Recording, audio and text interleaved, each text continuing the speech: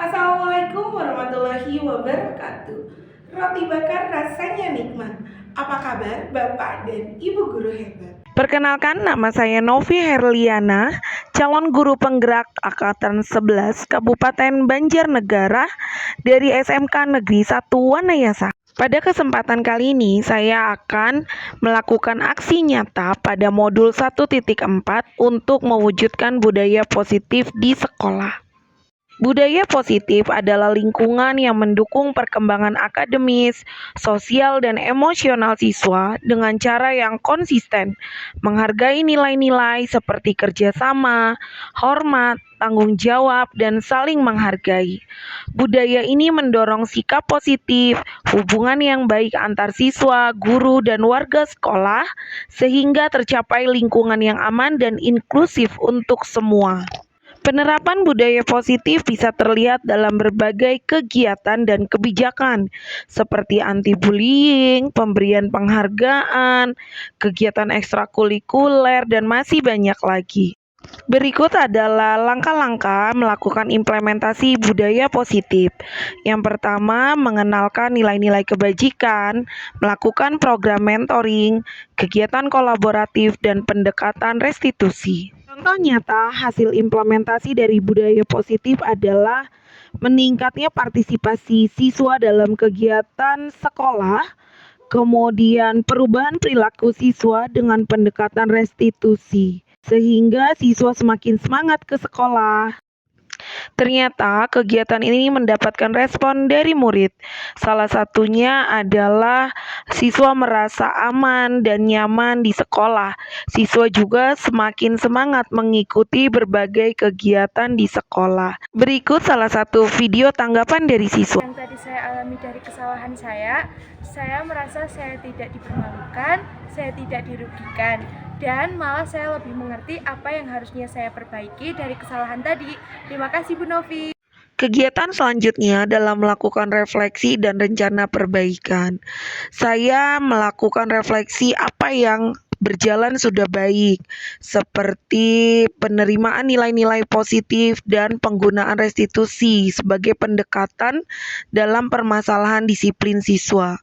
Dan apa saja yang perlu diperbaiki, yaitu konsistensi pelaksanaan dan keterlibatan siswa dalam refleksi selanjutnya, serta penyebaran nilai-nilai untuk keseluruhan siswa. Selain itu, saya juga memiliki rencana ke depan, yaitu konsisten menjadi contoh dalam menerapkan budaya positif, melakukan pelatihan lanjutan untuk rekan sejawat, peningkatan keterlibatan siswa dalam refleksi, kampanye kegiatan budaya positif. Bapak dan Ibu guru hebat, pada kegiatan kali ini saya ingin berbagi kegiatan saya sebagai salah satu aksi nyata pada modul 1.4, yaitu budaya positif. Apa saja yang saya lakukan pada aksi nyata ini? Yang pertama, saya melakukan praktek segitiga restitusi untuk siswa kami. Assalamualaikum warahmatullahi wabarakatuh. Waalaikumsalam warahmatullahi wabarakatuh. Gimana kabarnya semua? Alhamdulillah. Ya, sehat, bahagia ya? Ya. Nah, hari ini hari Jumat. Kita akan mempelajari tentang, berarti kita akan mengerjakan tugas terlebih dahulu ya anak-anak. Silakan dikeluarkan tugasnya, kemudian dikerjakan.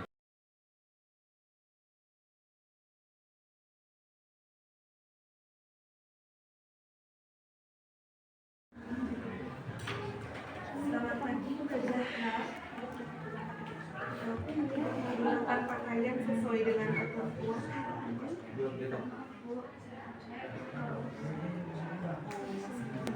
Bisa kita bicara sebentar di luar?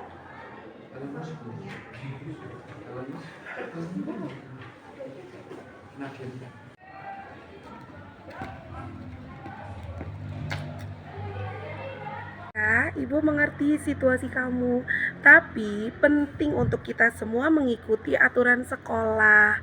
Bagaimana menurut kamu? Kita bisa memperbaiki ini? Iya Bu, memastikan seragam saya bersih setiap hari Bu. Saya berjanji saya akan lebih disiplin lagi. Kalau gitu, saya tahu kamu tidak sengaja melanggar aturan. Setiap orang bisa membuat kesalahan. Kamu adalah siswa yang rajin dan bertanggung jawab. Saya ingin kita fokus pada bagaimana kita bisa memperbaiki situasi ini bersama-sama. Apa kamu setuju? Terima kasih ya Bu. Iya, saya setuju. Mari kita lihat apa yang sebenarnya terjadi. Bisa kamu ceritakan kenapa seragammu tidak bersih? Kotor dan belum dicuci karena saya lupa Bu. Baik, saya mengerti. Jadi, ini adalah kelalaian yang tidak disengaja. Yang penting sekarang adalah bagaimana kita bisa memperbaiki situasi ini ya. Menurutmu, apa yang bisa kita lakukan untuk memperbaiki situasi ini? Mungkin saya akan lebih disiplin dalam mencuci seragam saya Bu. Ide yang bagus. Apakah kamu merasa bertanggung jawab untuk memastikan seragammu selalu bersih dan siap dipakai? Iya Bu, saya akan lebih disiplin. Bagus sekali. Saya senang kamu mau bertanggung jawab dan mencari solusi. Kita akan bekerja sama untuk memastikan hal ini tidak terjadi lagi. Apa kamu setuju dengan rencana ini? Baik Bu, saya setuju. Terima kasih ya Mbak Zahra sudah mau bekerja sama. Yuk kita kembali ke kelas dan melanjutkan pelajaran kita. Baik Bu, terima kasih banyak.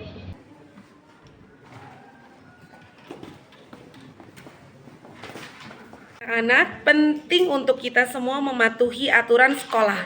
Ini adalah bagian dari tanggung jawab kita. Mari kita saling membantu untuk menjadi lebih baik setiap hari. Terima kasih semua, tetap semangat dan mari kita selalu berusaha untuk menjadi yang terbaik. Saya yang tadi saya alami dari kesalahan saya merasa saya tidak dipermalukan, saya tidak dirugikan, dan malah saya lebih mengerti apa yang harusnya saya perbaiki dari kesalahan tadi. Terima kasih Bu Novi. Kegiatan berikutnya adalah saya membuat keyakinan kelas. Mulai dari kesepakatan kelas yang kami buat bersama di kelas, kemudian kami membuat menjadi sebuah keyakinan kelas di mana semua siswa dalam kelas tempat saya mengajar bersama-sama meyakini nilai-nilai kebajikan tersebut supaya kegiatan pembelajaran menjadi semakin menyenangkan. Perwakilan siswa diminta maju satu persatu untuk menuliskan hasil diskusinya. Kemudian guru bersama-sama dengan siswa membuat kesimpulan. Kita sekarang bareng-bareng ya Mas Mbak.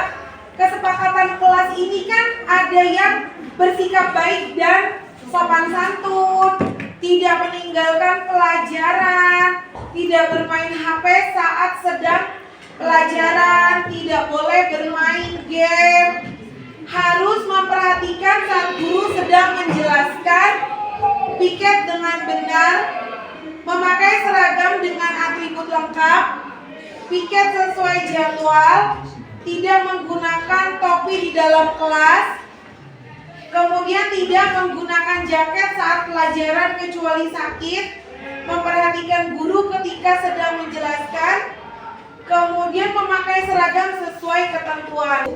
Kalau tidak meninggalkan pelajaran, bahasa tepatnya apa?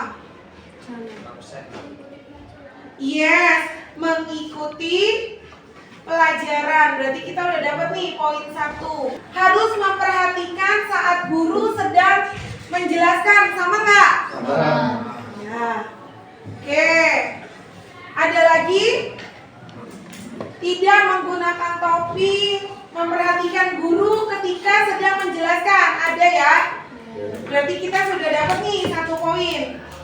Mengikuti pelajaran dengan baik. Berarti kalau mengikuti pelajaran dengan baik harus apa? Harus 1, tidak bermain handphone ketika dijelaskan, betul?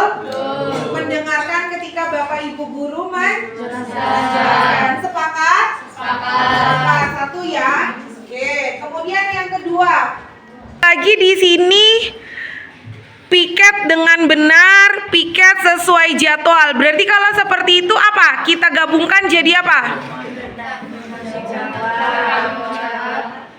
Ya, bertanggung jawab. Oke, apa ada yang nggak piket? Ada.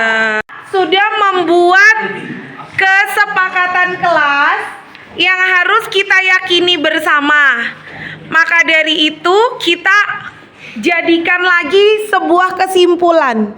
Kira-kira sikap apa yang harus ada di dalam seluruh kesepakatan yang sudah kita buat. Kalau misalnya ada mengikuti pelajaran dengan baik, tidak terlambat, ya nggak, tertib, ya nggak? Iya, memakai seragam sesuai ketentuan, berarti itu kamu apa? Yes, berarti kamu harus apa di sini? Iya, betul, disiplin. Setelah keyakinan kelas terbentuk, guru mengingatkan kembali bahwa setiap siswa harus melakukan keyakinan ini dengan benar karena keyakinan ini dibuat bersama tanpa paksaan.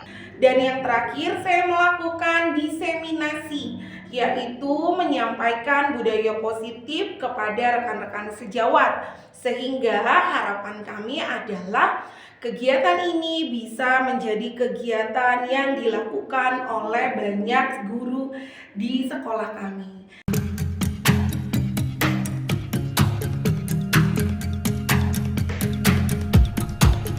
Assalamualaikum warahmatullahi wabarakatuh. Alhamdulillah, puji syukur kehadirat Allah Subhanahu wa taala. Hari ini kita berempat calon guru penggerak angkatan 11 dari SMK Negeri 1 Wanayasa akan melakukan diseminasi mengenai disiplin positif. Yang pertama saya mengucapkan terima kasih kepada Bapak Ibu guru, anak-anak yang sudah berkenan hadir untuk mengikuti acara diseminasi budaya positif dari kami. Sebelum kita memulai acara diseminasi hari ini, perkenalkan teman-teman CGP Angkatan 11 SMK Negeri 1 Wanayasa. Yang pertama saya Sugiri, calon guru penggerak Angkatan 11 SMK Negeri 1 Wanayasa Kabupaten Banjarnegara, pengampu mapel produktif APHB. Berikutnya, perkenalkan, nama saya Nur Husnul Khotimah, calon guru penggerak Angkatan 11 dari SMK Negeri 1 Wanayasa Kabupaten Banjarnegara. Saya mengampu mapel produktif agribisnis Tengah Uniansia. Perkenalkan, nama saya Novi Herliana.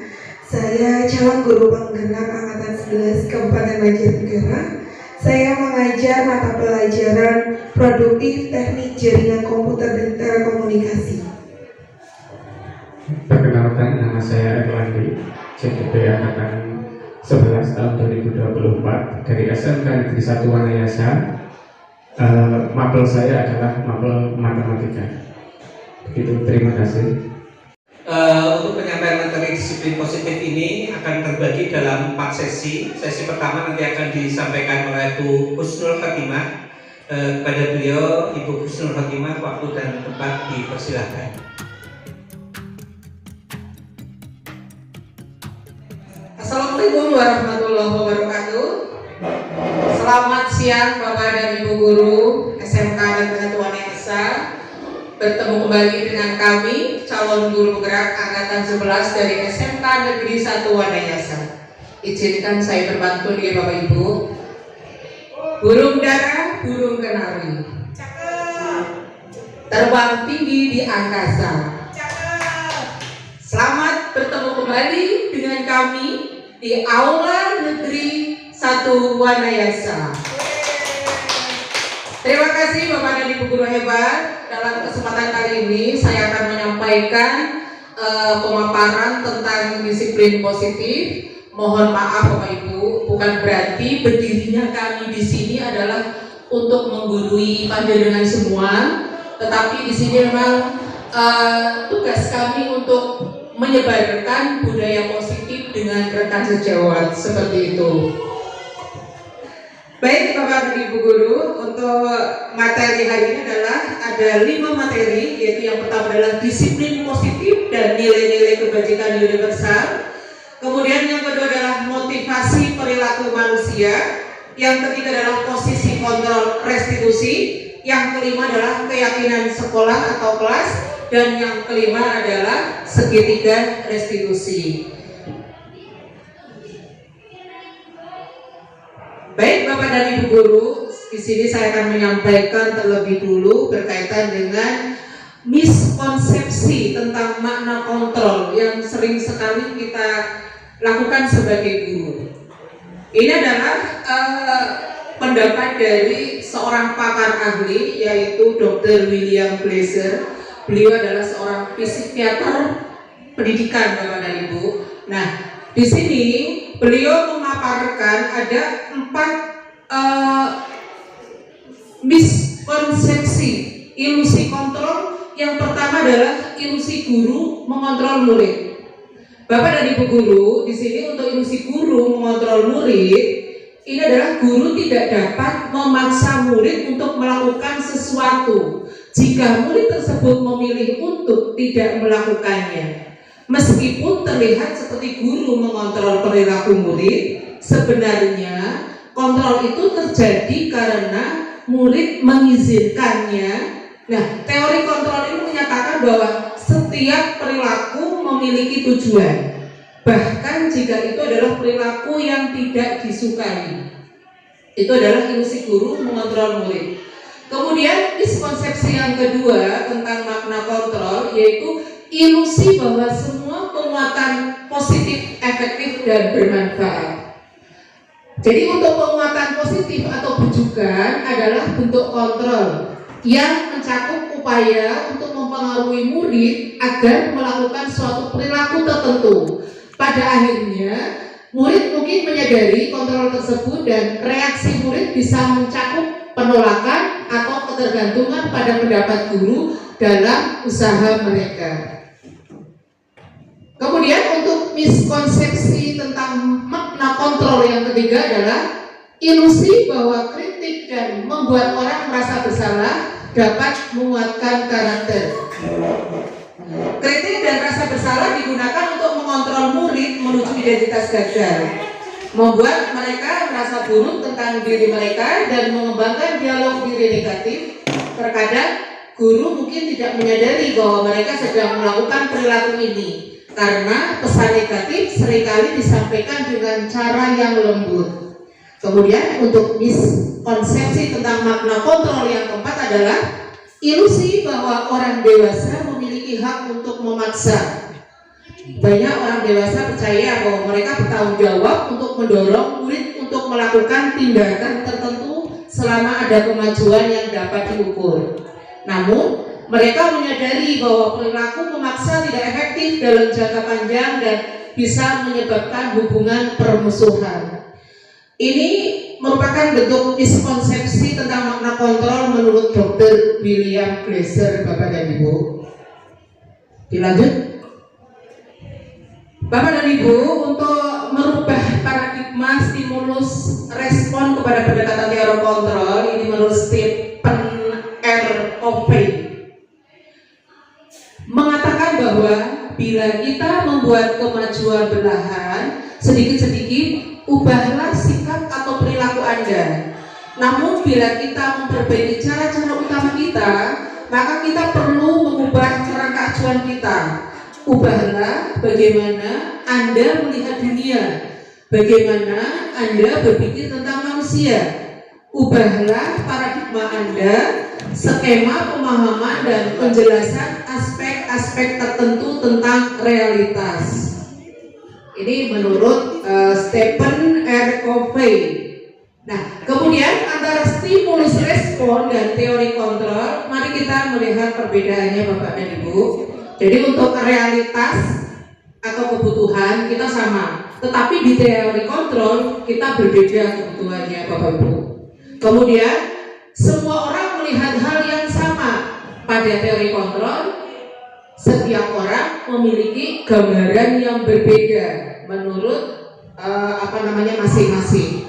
Kemudian untuk stimulus respon, kita mencoba mengubah orang agar berpandangan sama dengan kita. Pada teori kontrol, kita berusaha memahami pandangan orang lain tentang dunia. Kemudian stimulus respon, perilaku buruk dilihat sebagai suatu kesalahan. Tetapi kalau di teori kontrol, perilaku buruk ini semua perilaku memiliki tujuan. Kemudian orang lain bisa mengontrol saya. Pada teori kontrol, saya tidak bisa mengontrol diri Anda atau diri Anda mengontrol saya. Kemudian pada stimulus respon, pemaksaan ada pada saat bujukan gagal. Pada teori kontrol, kolaborasi dan konsensus menciptakan pilihan-pilihan baru. Kemudian pada stimulus respon, model berpikir menang atau kalah. Kalau ini sama untuk teori kontrol, untuk model berpikir menang atau kalah, seperti itu Bapak Ibu. Ya, jadi intinya kendali atau kontrol itu ada pada diri kita sendiri Bapak Ibu. Jadi kita tidak bisa mengendalikan orang lain dan orang lain tidak bisa mengendalikan diri kita. Ketika kita bisa mengarahkan pada orang lain, berarti pada saat itu juga orang lain sedang membuka diri untuk bisa dikendalikan. Tapi pada saatnya nanti adalah akan kembali ke diri sendiri, seperti itu. Lanjut. Baik, Bapak dan Ibu hebat, untuk magnet disiplin menurut Ki Hajar Dewantara, bahwa Bapak Ki Hajar Dewantara ini adalah terkenal dengan Bapak pendidikan kita, yang menyatakan bahwa di mana ada kemerdekaan, disitulah harus ada disiplin yang kuat. Sungguh pun disiplin itu bersifat self disiplin, yaitu kita sendiri yang mewajibkan kita dengan sekeras-kerasnya, tetapi itu sama saja. Sebab jikalau kita tidak cakap melakukan self disiplin, wajiblah penguasa lain mendisiplinkan diri kita, dan peraturan demikian itulah harus ada di dalam suasana yang merdeka menurut Ki Hajar Dewantara. Ya, ini adalah pakar pendidikan Bapak Ki Hajar Dewantara seperti itu. Lanjut Mbak. Nah, kemudian untuk disiplin dan merdeka, untuk makna disiplin, Ki Hajar Dewantara menyatakan bahwa untuk mencapai kemerdekaan atau dalam konteks pendidikan kita saat ini, untuk menciptakan murid yang merdeka, syarat utamanya adalah harus ada disiplin yang kuat. Disiplin yang dimaksud adalah disiplin diri yang memiliki motivasi internal. Jika kita tidak memiliki motivasi internal, maka kita memerlukan pihak lain untuk mendisiplinkan kita, atau motivasi eksternal karena berasal dari luar, bukan dari dalam diri kita sendiri. Adapun definisi kata merdeka menurut Ki Hajar Dewantara adalah mardika iku jarwanya nora mau melepasi pangreh nging oga kuat kuasa amandiri priyangga, yang maknanya merdeka itu artinya tidak hanya terlepas dari perintah, akan tetapi juga cakap buat memerintah diri sendiri. Seperti itu Bapak dan Ibu guru. Nah, sebagai pendidik kita sudah harus cakap untuk memerintah diri sendiri, menyadari diri sendiri untuk selalu berbuat positif. Baik, Bapak dan Ibu guru hebat, apakah ada pertanyaan dari apa yang sudah saya sampaikan tentang disiplin positif tadi? Baik, jika tidak ada pertanyaan, terima kasih sekali Bapak dan Ibu guru sudah berkenan untuk mengikuti kegiatan kami. Selanjutnya adalah materi tentang 5 kebutuhan dasar manusia yang nanti akan disampaikan oleh rekan saya, Bapak Erlandi, Sarjana Pendidikan. Terima kasih. Saya akhiri. Assalamualaikum warahmatullahi wabarakatuh. Waalaikumsalam warahmatullahi wabarakatuh.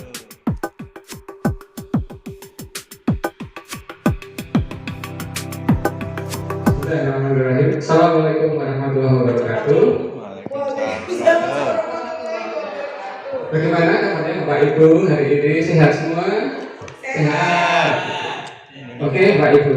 Saya ingin melanjutkan presentasi yang dibawakan oleh Bu Husnul tadi, bahwa saya akan mempresentasikan tentang 5 kebutuhan dasar manusia. Jadi ada 5 kebutuhan dasar manusia yang akan kita bahas ini. 5 kebutuhan dasar manusia adalah segala sesuatu yang kita lakukan untuk mendapatkan apa yang kita inginkan. Seluruh tindakan yang kita lakukan memiliki tujuan tertentu, dan semua usaha terbaik yang kita lakukan adalah dalam rangka agar kebutuhan dasar kita terpenuhi. Oke, itu definisi dari 5 kebutuhan dasar. Nah, 5 kebutuhan dasar ini akan kita jabarkan. Apa saja 5 kebutuhan dasar itu? Mari kita jabarkan. Oke, lanjut Bu. Lanjut. Nah, ini adalah 5 kebutuhan dasar hidup manusia. Yang pertama adalah bertahan hidup. Jadi, kebutuhan bertahan hidup adalah kebutuhan nomor 1 dari manusia. Bertahan hidup itu contohnya yang dibutuhkan adalah makanan, pakaian, tempat tinggal, kesehatan. Itu adalah kebutuhan yang paling dasar dari manusia. Jadi manusia itu ya butuh makan, butuh pakaian, butuh tempat tinggal. Itu yang paling dasar, paling pokok dari 5 kebutuhan dasar manusia. Kemudian yang kedua dari 5 kebutuhan dasar manusia adalah kasih sayang dan rasa diterima. Rasa diterima itu dipedulikan, berbagi, kerjasama, menjadi bagian dalam kelompok. Jadi kasih sayang ini merupakan kebutuhan dasar manusia, di mana manusia itu sudah mulai melakukan interaksi sosial dengan orang, sehingga mereka itu merasa bahwa dirinya itu dipedulikan orang lain, gitu. Bisa bekerja sama. Itu merupakan kebutuhan dasar dari manusia. Itu dalam berkelompok itu juga merupakan kebutuhan dasar manusia. Jadi setelah mereka bisa bertahan hidup, jadi kebutuhan yang kedua adalah kasih sayang dan rasa diterima. Kemudian yang ketiga, penguasaan. Jadi yang nomor 3 ini adalah penguasaan.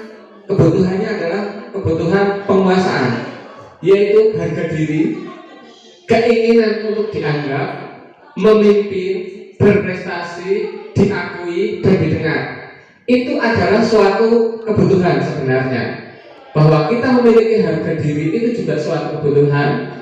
Keinginan untuk dianggap dalam suatu komunitas itu juga merupakan suatu kebutuhan. Karena kalau orang sudah tidak dianggap, itu mereka cenderung akan lari gitu ya. Maksudnya tidak, saya tidak dianggap di sini gitu kan, merasa sakit hati. Nah, merasa dianggap itu juga kebutuhan.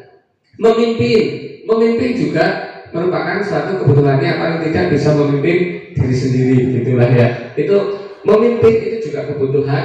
Berprestasi itu juga kebutuhan. Diakui, didengar itu juga suatu kebutuhan. Itu kebutuhan yang ketiga. Kemudian ada kebutuhan yang keempat, yaitu kebebasan. Bahwa manusia itu bebas, menginginkan kebebasan. Bebas itu bukan berarti tidak ada aturan, gitu, tidak menaati aturan dan lain sebagainya. Bebas di sini yang dimaksud adalah mandiri, memiliki pilihan, mencoba hal baru, mampu mengendalikan arah dirinya. Itu adalah kebebasan. Jadi yang dimaksud bebas itu bukan berarti bahwa orang itu tidak memiliki aturan. Jadi tidak memiliki aturan seenaknya sendiri itu disebut bebas, tidak. Tapi yang dimaksud dengan bebas, kebutuhan bahwa manusia itu ingin bebas adalah dia itu mandiri, memiliki pilihan, mencoba hal baru, mampu mengendalikan arah dirinya. Itu merupakan kebutuhan yang keempat, yaitu kebebasan. Kemudian yang terakhir adalah kesenangan. Kesenangan ini berkaitan dengan bermain, humor, antusiasme, tertawa. Itu juga merupakan suatu kebutuhan dari 5 kebutuhan dasar manusia. Kalau orang tidak bisa tertawa gitu, cemberut itu kebutuhan dasarnya, iya, kebutuhan dasarnya tidak terpenuhi. Gitu. Kalau nggak bisa tertawa gimana? Bermain, kemudian humor, bercanda itu juga merupakan suatu kebutuhan karena itu ada hormon kebahagiaan. Kata borgen. Oke. Sampai apa? Saya sampai kalau sampai situ. Ya, itu merupakan 5 kebutuhan dasar manusia, yaitu ada bertahan hidup. Yang pertama, kasih sayang dan rasa diterima. Nomor 3 adalah penguasaan. Nomor 4 adalah kebebasan. Dan yang kelima adalah kesenangan. Kemudian ada teori motivasi perilaku manusia. Oh ya, oke. Teori motivasi perilaku manusia itu dijabarkan menjadi 3 gitu ya. Yang satu untuk menghindari ketidaknyamanan atau hukuman. Satu itu motivasi eksternal. Kemudian yang kedua mendapatkan imbalan atau penghargaan dari orang lain. Itu motivasi eksternal juga. Kemudian yang ketiga untuk menjadi orang yang mereka inginkan dan menghargai diri sendiri dengan nilai-nilai yang mereka percaya. Itu motivasi internal atau tujuan disiplin positif. Jadi motivasi itu sebenarnya berasal dari dalam diri sendiri gitu. Jadi kalau motivasi dari luar itu tidak akan berpengaruh apapun. Misalnya Bapak Ibu mendengarkan motivasi 24 jam, kalau tidak ada dia dalam dirinya untuk berubah, tidak akan ada perubahan. Sehingga motivasi dalam diri yang muncul dari diri sendiri itu adalah yang akan kita gali dalam disiplin positif. Lanjut.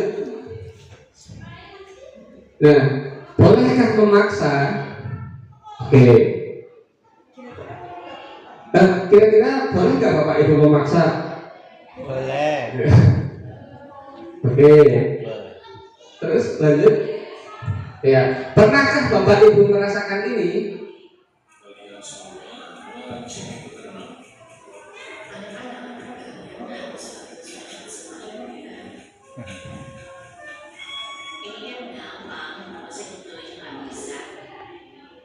Oke, Bapak Ibu, tadi ada kata-kata. Kira-kira ada kata-kata apa yang merupakan kayak memaksa gitu?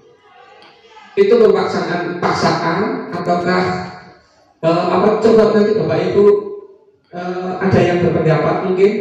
Ada kata-kata apa saja itu yang disebutkan oleh Bapak Ibu guru tadi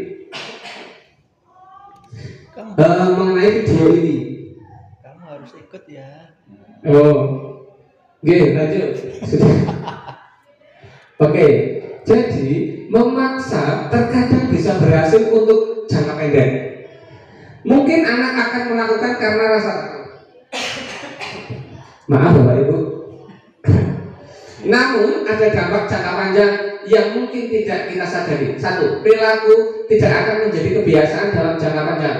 Perilaku hanya akan dilakukan jika dipaksakan dari luar karena perilaku tersebut bukan muncul dari dalam kesadaran internal. Yang kedua, akan hilang ketertarikan bahkan muncul antipati terhadap kegiatan yang dipaksakan. Misalnya anak yang dipaksa untuk ikut les musik, mungkin anak justru antipati bukan? Antipati terhadap musik bukan karena musiknya tapi karena paksaannya. Kemudian yang ketiga, kemerdekaan berekspresi dan potensi anak menjadi terbatas. Oke, itu Bapak Ibu. Ketika kita memaksa anak atau siswa gitu dengan kata-kata seperti itu, bisa jadi justru anak itu menjadi tidak suka. Gitu ya. Oke, kita lanjut Bapak Ibu. Tips untuk menghadapi anak yang berperilaku buruk. Sebenarnya baik buruk itu relatif sih ya. Sebenarnya loh ya. Iya. Karena baiknya di Indonesia belum tentu baik di luar negeri gitu. Relatif, ya. Itu relatif sekali. baiknya di Kalibening sama Wanayasa mungkin agak beda. Standarnya adalah lokasi. Oke. Gestal segini ya. Ya, jadi tips untuk menghadapi anak yang berperilaku buruk. 1, jangan langsung menghakimi murid. Cobalah dulu bicara dengan hati ke hati. Iya, hati-hati maksudnya. Ucapannya hati-hati.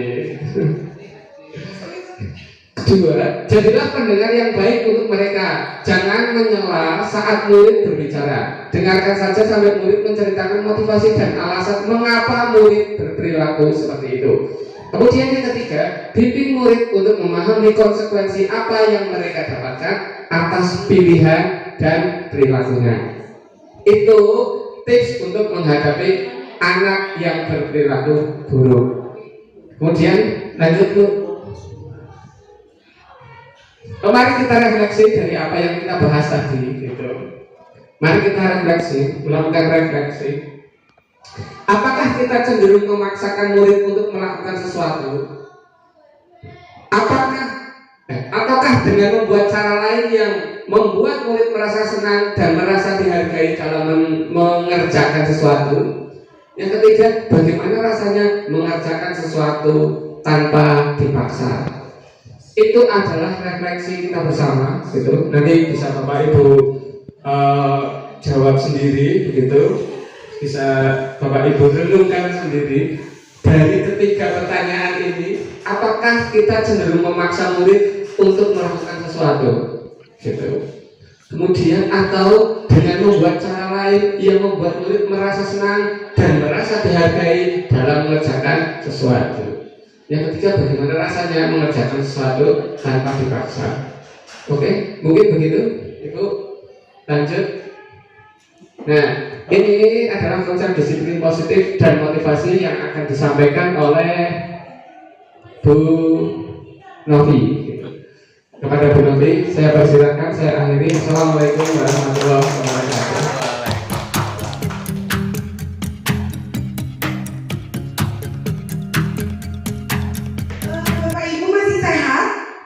Sehat ya.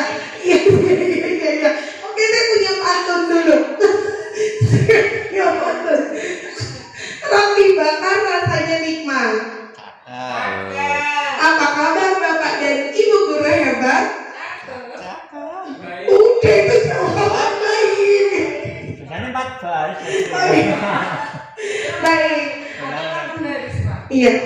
Baik. Bapak Ibu yang luar biasa, saya akan melanjutkan materi berikutnya, yaitu makna disiplin. Kalau tadi kita sudah belajar miskonsepsi dari budaya positif, disiplin positif, teori kontrol. Nah, sekarang kita akan belajar nih dari teori kontrol yang sudah disampaikan tadi, kemudian kebutuhan dasar manusia. Nah, kita akan mempelajari makna disiplin itu sebenarnya apa. Jadi, di mana ada kemerdekaan, disitulah harus ada disiplin yang kuat. Sungguh pun disiplin itu bersifat self-disiplin, yaitu kita sendiri yang mewajibkan dengan sekeras-kerasnya, tetapi itu sama saja. Sebab jikalau kita tidak cakap melakukan self-disiplin, wajiblah penguasa lain mendisiplinkan diri kita. Dan peraturan demikian itulah harus ada di dalam suasana yang merdeka. Berarti disiplin itu muncul dari diri sendiri, tetapi boleh dibantu oleh orang lain dan peraturan yang ada. Jadi bisa bertanggung jawab. Kemudian, nah, motivasi perilaku manusia. Jadi, bagaimana cara kita untuk menghindari ketidaknyamanan atau hukuman? Kalau tadi kita dianggap pernah tidak melakukan pemaksaan kepada siswanya kita. Nah, sekarang bagaimana gitu ya? Nah, ini adalah tingkat rendah dari motivasi perilaku manusia. Jadi biasanya orang yang motivasi perilakunya menghindari hukuman dia akan bertanya, apa yang akan terjadi apabila saya tidak melakukannya? Sebenarnya mereka itu sedang menghindari masalah yang muncul dan berpengaruh pada mereka secara fisik, psikologis, maupun tidak terpenuhinya kebutuhan mereka bila tidak melakukan hal tersebut. Kemudian kita perhatikan video ini terlebih dahulu ya Bapak Ibu.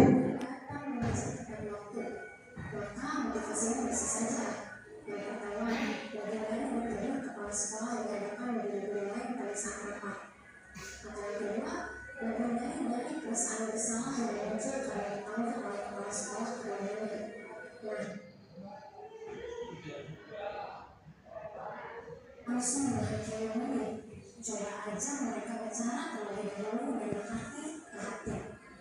Yang kedua, jadilah pendengar yang baik bagi mereka. Jangan menolak saat mereka berbicara. Dengarkan saja, kemudian mereka menceritakan motivasi dan alasannya melakukan perilaku dari mereka sendiri. Yang ketiga, mereka perlu untuk membawa konsekuensi apa yang mereka dapatkan atas pilihan dan perilakunya. Mereka akan sadar dengan sendirinya kalau apabila perlu mendapatkan hukuman dan rasa sakit. Nah, kalau tadi kita sudah tonton bersama ya. Jadi kira-kira kita itu biasanya melakukan disiplin itu lebih kepada siapa? Karena keinginan diri sendiri atau khawatir mendapatkan perlakuan tidak baik dari orang lain. Berarti ini adalah motivasi intrinsik atau ekstrinsik yang muncul. Kemudian yang berikutnya adalah motivasi untuk mendapatkan imbalan atau penghargaan dari orang lain. Kalau tadi khawatir dapat hukuman, kalau yang berikutnya adalah mendapatkan imbalan atau penghargaan dari orang lain. Jadi biasanya ini orang akan melakukan disiplin supaya kita mendapatkan penghargaan. Baik, berikutnya. Nah, jika kita berulang kali menjanjikan hadiah kepada anak-anak supaya berperilaku tanggung jawab, atau kepada seorang murid agar mempelajari sesuatu yang baru, atau kepada seorang karyawan agar melakukan pekerjaan yang berkualitas, kita sedang berasumsi mereka tidak dapat melakukannya atau mereka tidak akan memilih untuk melakukannya.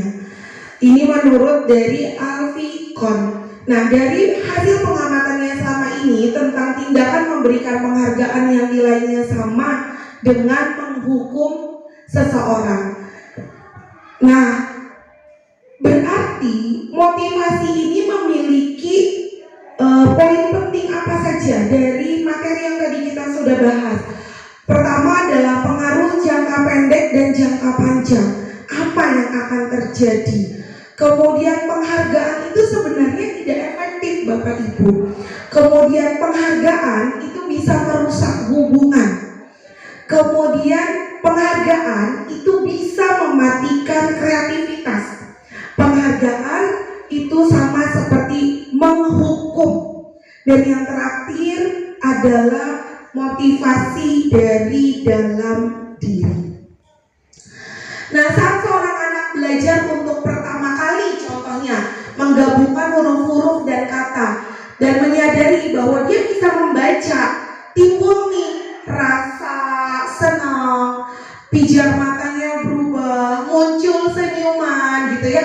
Anak tersebut itu akan gembira karena dia sudah bisa mempelajari dan menguasai sesuatu. Karena itu merupakan keterampilan barunya dia.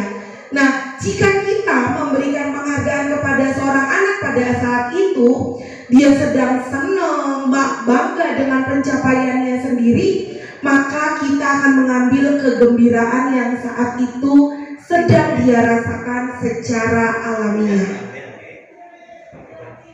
Nah, yang berikutnya adalah motivasi untuk menjadi orang yang mereka inginkan dan menghargai diri sendiri dengan nilai-nilai yang mereka percaya. Nah, menurut Bapak Ibu ini bagaimana? Ya, baik. Orang dengan motivasi ini akan bertanya, akan menjadi orang seperti apa ya kalau saya melakukan ini?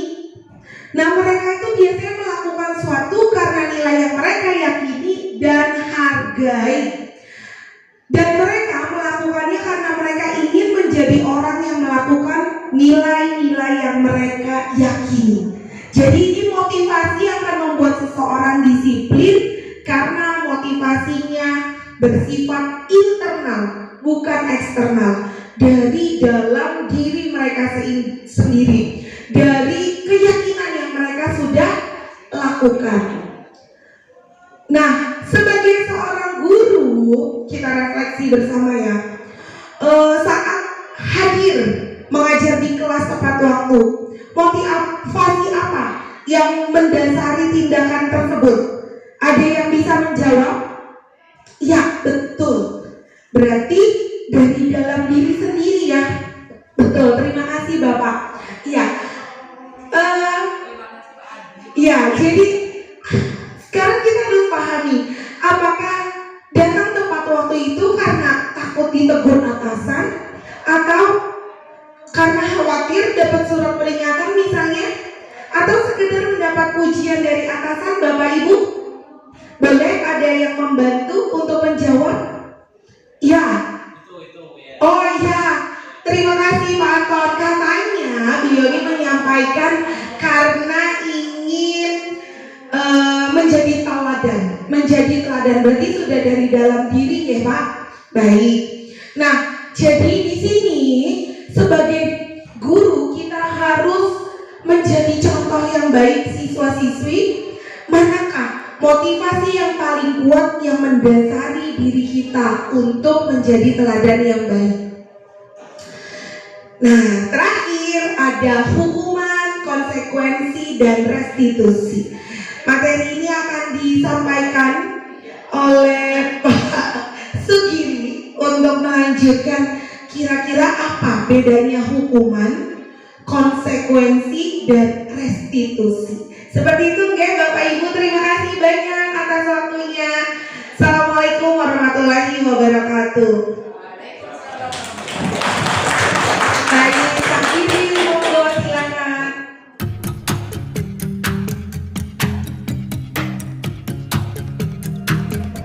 Terima kasih Bu Novi dan teman-teman yang sudah menyampaikan materi di awal. Mungkin ini menjadi materi terakhir untuk diskriminasi hari ini.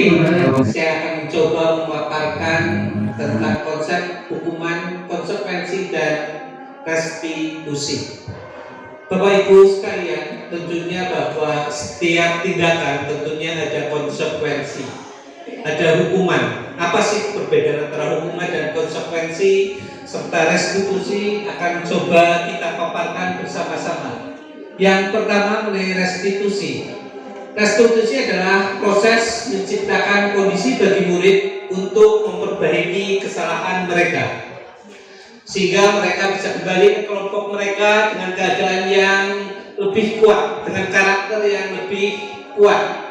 Restitusi juga merupakan proses kolaborasi yang mengajarkan murid untuk mencari solusi untuk masalah mereka dan membantu murid berpikir tentang orang seperti apa yang mereka inginkan dan bagaimana mereka harus memperlakukan orang lain. Jadi restitusi tidak hanya berbicara tentang konsekuensi atau hukuman, tetapi siswa diberi kesempatan untuk memilih konsekuensi apa yang harus dilakukan serta mencari solusi terhadap permasalahan-permasalahan tersebut sehingga kedepannya tidak bisa memperbaiki diri terhadap kesalahan hari ini. Untuk hukuman itu biasanya sifatnya tidak terencana atau tiba-tiba. Jadi suatu saat mungkin Bapak Ibu menemui anaknya terlambat atau anaknya tidak mengerjakan PR, maka Bapak Ibu menyuruh saya akan disiplin selama sebanyak 1000 kali. Maka itu sifatnya hukuman. Murid tidak tahu apa yang akan terjadi dan tidak dilibatkan ketika dia membuat konsekuensi dari sebuah tindakan. Hukuman juga bersifat satu arah, yaitu dari guru ke muridnya. dan biasanya berupa hukuman fisik atau psikis. Sementara konsekuensi sedikit lebih tinggi daripada hukuman, yaitu dia telah terencana atau disepakati sesuai peraturan. Kemudian murid tetap dibuat tidak nyaman, ya, biasanya tetap tidak nyaman murid. Terus sikap guru selalu memonitor murid. Jadi guru cenderung membandingkan antara peraturan yang ada dan kenyataan anak kenapa melakukan kesalahan tersebut. Dari hukuman dan konsekuensi, maka tahapan yang paling tinggi adalah restitusi. Proses ini menciptakan murid untuk memperbaiki kondisi kesalahannya. Proses yang mengajarkan murid untuk mencari solusi sendiri dengan cara kolaboratif. Dan hukuman, konsekuensi, dan restitusi mempunyai hubungan bahwa hukuman itu sifatnya menyakitkan. Terus konsekuensi sesuatu harus terjadi, sementara restitusi merupakan sebuah pilihan. Hukuman menyebabkan tidak nyaman untuk murid atau anak untuk jangka waktu yang panjang. Sementara konsekuensi tidak nyaman untuk murid untuk jangka waktu pendek. Sementara restitusi sifatnya nanti menguatkan untuk murid atau anak dalam jangka waktu yang panjang. Murid akan tersakiti dengan hukuman, terus konsekuensi membuat anak tidak nyaman. Sementara kalau restitusi, anak mendapatkan penguatan. Hukuman juga kadang membuat anak membenci peraturan tersebut. Sementara murid akan menghormati peraturan jika kita menggunakan prinsip konsekuensi. Dan yang terbaik adalah restitusi, karena di situ murid akan menghormati dirinya dan orang lain. Jadi nanti biasanya kalau yang hukuman itu sifatnya negatif, kalau yang konsekuensi itu cenderung netral. Sementara restitusi bersifat menguatkan atau positif. Sampai di sini ada yang perlu ditanyakan, teman-teman? Aman. Oh ya, aman. Saya lanjutkan berikutnya. Ini ya. Oh ya. Hukuman juga biasanya cenderung membuat anak untuk menyembunyikan kesalahannya. Kita membuat anak takut sehingga anak cenderung untuk menyembunyikan kesalahannya. Sementara untuk konsekuensi, murid akan belajar bagaimana mereka menaati peraturan. Sementara restitusi, murid atau anak belajar memecahkan masalah. Untuk hukuman, mencoba mengontrol anak dengan penguatan negatif atau membayar kesalahannya atau melakukan denda. Sementara konsekuensi, mencoba mengontrol anak dengan penguatan-penguatan yang positif. Anak paham bahwa dirinya sendiri yang pegang kendali untuk mengontrol. Ini adalah sisi baik dari restitusi. Selanjutnya, Bu. Ya, sebenarnya posisi kontrol restitusi itu ada 5. Yang pertama itu adalah penghukum. Ini tingkatan paling rendah. Seorang penghukum bisa menggunakan hukuman fisik maupun verbal. Orang yang menjaga posisi penghukum senantiasa mengatakan bahwa sekolah memerlukan sistem atau alat yang dapat lebih menekan murid-murid lebih dalam lagi.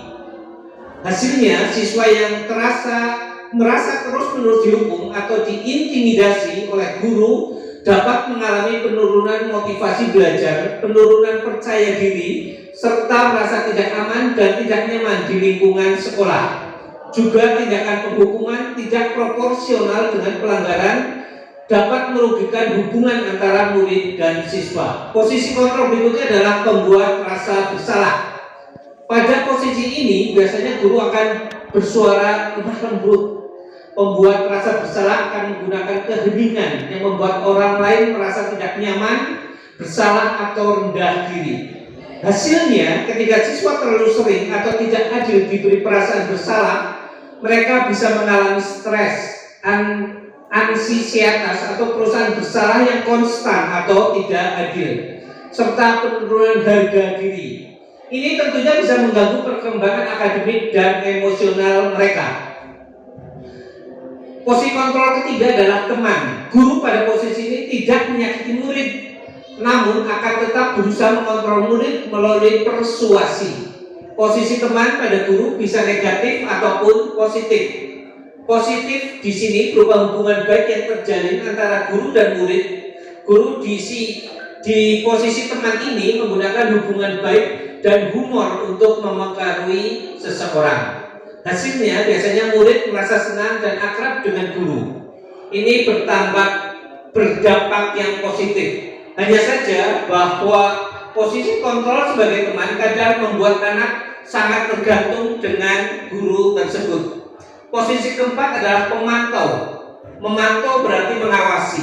Pada saat kita mengawasi, kita bertanggung jawab atas perilaku orang-orang yang kita awasi.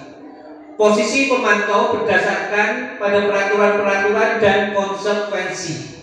Dengan menggunakan sanksi, konsekuensi, kita dapat memisahkan hubungan pribadi kita dengan murid sebagai seorang yang menjalankan posisi pemantau. Hasilnya murid memahami konsekuensi yang harus dijalankan karena telah melanggar salah satu peraturan. Guru tidak menunjukkan sikap emosi yang berlebihan, menjadi marah atau membuat merasa berbuat salah. Dan posisi yang paling baik tentu adalah posisi kelima, yaitu manajer. Posisi terakhir manajer adalah posisi di mana guru berbuat sesuatu bersama dengan murid, mempersilahkan murid mempertanggungjawabkan perilakunya, mendukung murid agar dapat menemukan solusi atau permasalahan sendiri. Seorang manajer telah memiliki keterampilan di posisi teman maupun pemantau, dan dengan demikian bisa jadi di waktu-waktu tertentu kembali kepada kedua posisi tersebut bila diperlukan. Hasilnya, pendekatan manajer lebih menekankan pada pengajaran, tanggung jawab, resolusi masalah, dan pengembangan keterampilan siswa dalam mengelola perilaku mereka sendiri ini. Ini merupakan suatu cara untuk menciptakan suasana yang lebih kolaboratif dan dapat membantu siswa belajar dari kesalahan mereka. Untuk penghukum, biasanya guru akan mencoba menghardik atau menunjuk, menyakiti dengan menggunakan kata-kata, kalau kamu tidak melakukan, saya akan. Kemudian seorang yang merasa berbuat salah, biasanya dia akan berceramah, menunjukkan kekecewaan yang sangat mendalam. Ya, kamu sudah mengecewakan bapak ibu, nak. Kamu tolong bantu ayah, bantu ibu, seperti itu. Ya. Sementara untuk teman, biasanya dia lebih cenderung datar dengan bahasa-bahasa yang humor. Lakukanlah ini untuk bapak atau ibu. Ya sudah, nanti bapak ibu bantu. Sementara untuk posisi pemantau, yaitu membandingkan antara peraturan yang sudah ada dengan kelakuan si anak. Contohnya, apa peraturannya, apa konsekuensi dan sanksinya, apa yang telah kamu lakukan, apa yang terjadi sekarang. Sementara sebagai posisi manajer kontrol, apa yang kita yakini, apa yang kamu meyakini hal tersebut. Kalau kamu meyakininya, kamu akan mau memperbaikinya.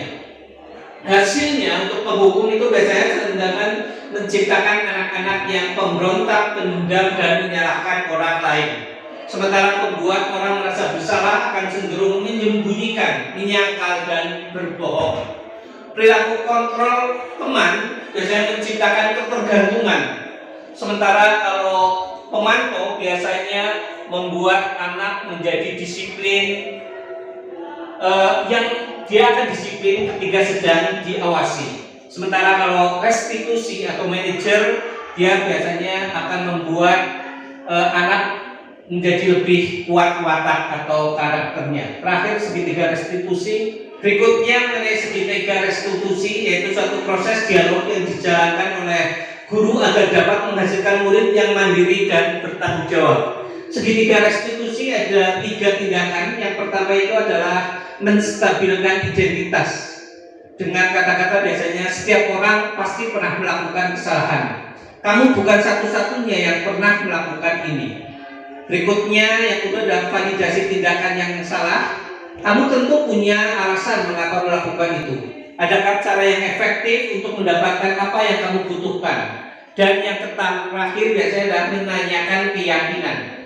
Keyakinan kelas apa yang telah kita sepakati? Kamu ingin jadi orang yang seperti apa? Berikutnya, Bu. Menstabilkan identitas biasanya menggunakan kata-kata berbuat salah itu wajar. Tidak ada manusia yang sempurna. Ibu, bapak juga pernah melakukan itu. Ibu, bapak tidak mau mencari siapa yang salah, tapi ibu dan bapak ingin mencari solusi dari permasalahan ini. Kemudian yang kedua, validasi tindakan yang salah, bahwa setiap tindakan yang dilakukan dengan suatu tujuan, yaitu memenuhi kebutuhan dasar yang sudah disebutkan oleh Pak Erlandi tadi. Ada 5. Kemudian menurut teori kontrol, semua tindakan manusia baik atau buruk pasti memiliki maksud dan tujuan tertentu. Kata-kata yang bisa digunakan pada validasi yang salah ini adalah kamu pasti punya alasan mengapa melakukan hal itu. Padahal kamu bisa melakukan hal yang lebih buruk dari ini. Kamu patut bangga karena telah melindungi sesuatu yang penting buat kamu, atau kamu melakukannya karena mempertahankan sesuatu yang penting bagimu. Dan yang terakhir itu menanyakan keyakinan. Teori kontrol menyatakan bahwa kita pada dasarnya termotivasi secara internal ketika kita mencapai identitas sukses dan memvalidasi perilaku yang salah. Kita siap untuk menghubungkan diri dengan nilai-nilai yang kita yakini dan menjadi pribadi yang kita inginkan. Biasanya kita menggunakan kata-kata apa keyakinan kelas kita, nilai apa yang telah disepakati bersama, seperti apa gambaran sebuah kelas yang ideal menurut kamu. Kamu ingin menjadi orang yang seperti apa? Kesimpulan, pendekatan yang disebutkan sebelumnya sangat penting dalam membantu anak menghadapi kesalahan mereka dengan cara-cara yang konstruktif dan mendukung pertumbuhan mereka. Ini membantu mereka memahami bahwa kesalahan adalah bagian dari proses pembelajaran dan pertumbuhan dan bukan identitas mereka. Menanamkan gagasan bahwa kesalahan adalah peluang untuk belajar dan tumbuh adalah prinsip yang sangat berharga dalam pendidikan. Dengan mendekati anak dengan empati, kita dapat membantu mereka merasa lebih nyaman dalam belajar dari kesalahan mereka dan mengembangkan kemampuan untuk mengatasi masalah. Disampaikan oleh Bu Novi kembali. Oke, terima kasih Pak Sugiri atas waktu.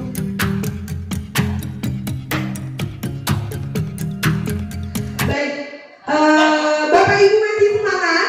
Oke, masih semangat ya, terima kasih. Nah, Bapak Ibu, tadi sudah kita pelajari segitiga restitusi itu apa? Bagaimana kita membuat siswa itu tidak merasa secara ekonomi secara psikologi tertekan, tetapi bagaimana dia memiliki motivasi langsung dari dirinya gitu. Berarti kita sebagai guru harus punya cara yang jitu membuat anak merubah perilakunya menjadi lebih baik, salah satunya dengan segitiga restitusi tadi. Nah, ternyata sebagai guru ketika mengajarkan mata pelajaran, sebagai wali kelas, sebelum memulai kita harus membuat keyakinan kelas dulu bersama dengan siswa. Nah, di sini kita akan belajar kenapa sih kalau mau mengajar, mau menjadi wali kelas, di awal itu kita bersama harus meyakini, membuat keyakinan kelas, bukan peraturan kelas. Nah, kita akan membahas kenapa kita memiliki peraturan tentang penggunaan helm pada saat mengendarai kendaraan roda 2 misalnya. Kenapa coba Bapak Ibu? Ada yang tahu tidak? Kemudian kenapa kita memiliki peraturan tentang penggunaan masker dan cuci tangan setiap saat? Kira-kira kenapa? Nah, ini adalah cara untuk mendukung motivasi intrinsik. Kembali ke nilai-nilai atau keyakinan lebih menggerakkan seseorang dibandingkan mengikuti serangkaian peraturan. Jadi keyakinan kelas itu bersifat lebih abstrak daripada peraturan yang lebih rinci, konkret gitu ya. Kemudian keyakinan kelas itu berupa pernyataan-pernyataan universal, pernyataan keyakinan kelas senantiasa dibuat dalam bentuk yang positif. Contohnya apa? Misalkan kalau peraturan tidak boleh makan di kelas, tetapi kalau keyakinan kelas kita harus membuat dalam bentuk yang positif. Contohnya apa? Mengikuti pelajaran dengan baik. Kemudian keyakinan kelas hendaknya tidak terlalu banyak sehingga mudah diingat dan dipahami oleh semua warga kelas. Berikutnya, keyakinan kelas sebaiknya sesuatu yang dapat diterapkan di lingkungan tersebut. Semua warga kelas hendaknya ikut berkontribusi dalam pembuatan keyakinan kelas lewat kegiatan curah pendapat. Jadi keyakinan kelas ini harus bersama-sama dibuat dengan warga kelas untuk mereka saling menyampaikan pendapatnya. Kemudian bersedia meninjau kembali keyakinan kelas dari waktu ke waktu, mengikuti kondisi yang berlaku. Baik, kemudian contoh ya Bapak Ibu, ini adalah contoh keyakinan kelas. Nah, keyakinan di kelas 1 contohnya setiap anggota kelas harus belajar. Setiap anggota kelas perlu belajar. Setiap anggota kelas perlu senang. Setiap anggota kelas perlu melakukan tugas. Itu untuk anak kelas 1 ya, kelas 1 SD. Masih ringan sesuai dengan usianya, kondisinya.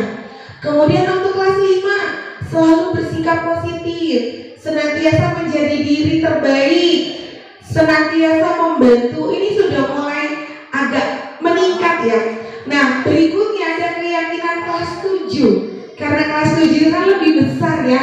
Nah, kita contoh buat untuk hormat. Nah, berarti di dalamnya kami meyakini bahwa sangat penting untuk menghormati semua orang dan barang milik orang lain. Kemudian bekerja. Kami meyakini bahwa sangat penting untuk mengerjakan segala pekerjaan atau mengikuti kegiatan yang telah ditugaskan. Nah, ini adalah contoh-contohnya nggih, Bapak Ibu. Baik, itu saja keyakinan kelas yang bisa saya sampaikan.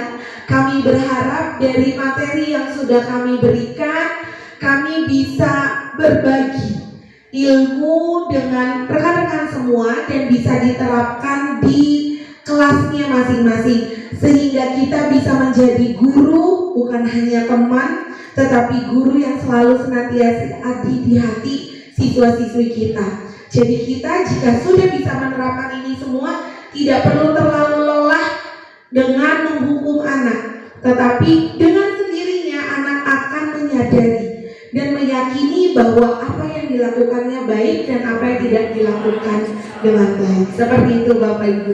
Terima kasih banyak. Assalamualaikum warahmatullahi wabarakatuh.